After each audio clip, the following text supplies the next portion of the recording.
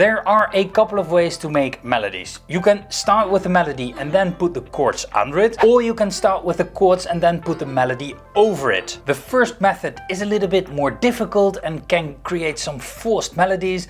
The second way is much easier, so I'm going to show you that in this video. I'm going to create 2 MIDI tracks, and for both MIDI tracks I use the virtual instrument of a piano, because a piano is the most honest instrument. It is the easiest to hear what is going on. Let's create the second track.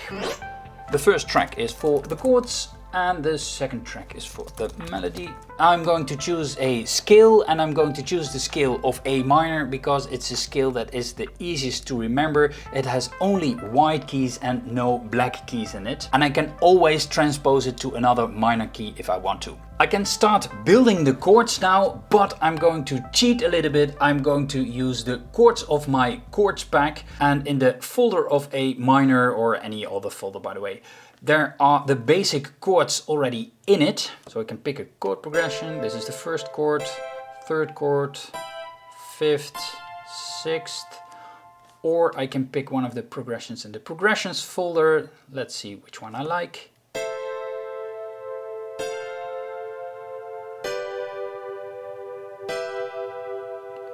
I like this one. Now I'm going to create a MIDI region, and now I'm going to make the melody. There are basically 2 ways of making a melody. The first one is to hum over the chords and try to see if you can find the right note here in the piano roll. The second one is to drag around notes and see if you can come up with a melody. I'm going to start on A because that makes transposing later a lot easier. So let's drag and drop some notes. Let's go down and up again, and let's see what we can come up with.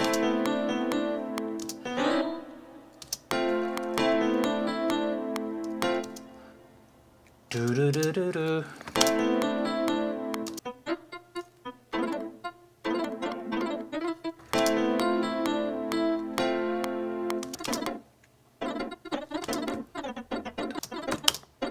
There are 2 things that make up a melody. The first one is pitch, so how high is a note. The second one is rhythm, so how long are notes and how are they spaced compared to each other. And you can see that over here is a gap and over here is a gap, and that makes a rhythm. But I can also shorten notes. For example, let's hear how this sounds.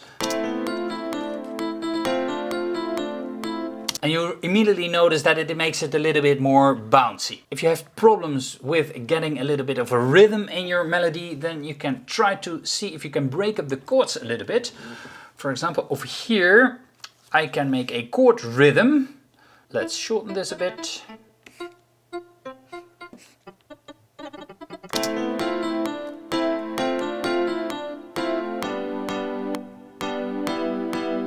Now we have much more direction to go by for our melody. Let's make these notes a little bit higher because the chords are also around the C3.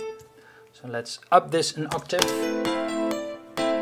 Notice that I'm searching for something repetitive because a melody consists of basically 2 things: something repetitive and something that is changing.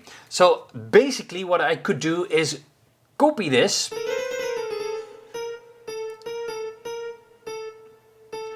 And when we stay a little bit on the same pattern, it probably will work out. The pitch of the notes probably will not work out, so we are going to do something about that.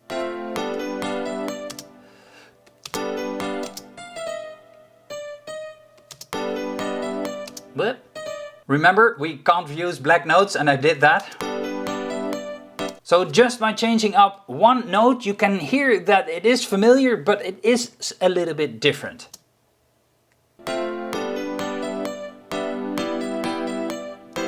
Notice when I stop here that there is a little bit of a tension here, and I chose this last chord not by accident because I want to have some tension here, and that tension that resolves in the next chord, in the next bar.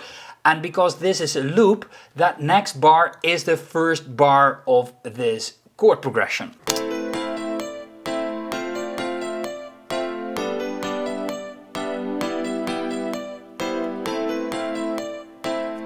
That flows really nice. Some ninja tips for making a melody. When you look at your melody and the notes are spaced too far apart, and I mean that it is more than an octave apart. So for example, this is A and there would be a note over here, then that is way too high and that sounds a little bit weird, and that is not what a listener would expect. So these notes have to be around the same octave to make sense for the listener. This melody sounds a little bit static, a little bit robotic, and that is because it's generated by a machine.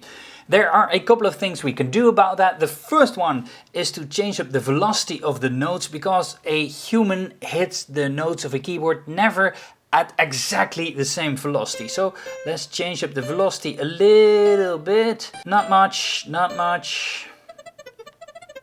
It's meant to be subtle.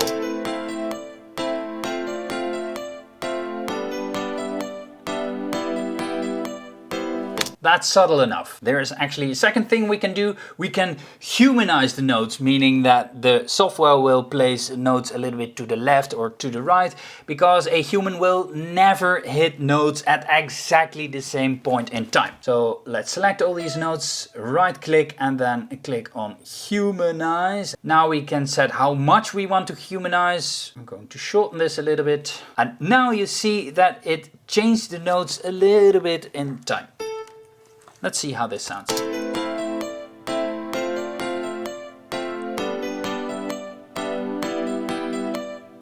Now we have come this far, you should also check out my video about song structure. You can find it here in the screen. If you're interested in my Midi chords pack, you can check out the link over here. Thank you for watching and I hope to see you in the next video.